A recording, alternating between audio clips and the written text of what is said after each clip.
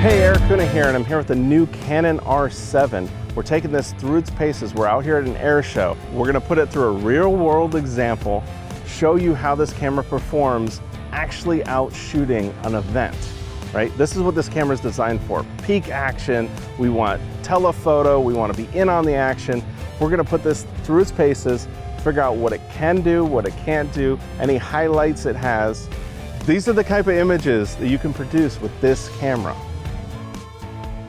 We're gonna see if there's any things that we need to address with it, and then we're gonna actually take it back into the studio, and we're gonna go through all the buttons, all the dials, the menu system, explain what everything is, so you're up to speed on how to make the most out of the Canon R7. So join me on this class on the new Canon R7 at kelby1.com.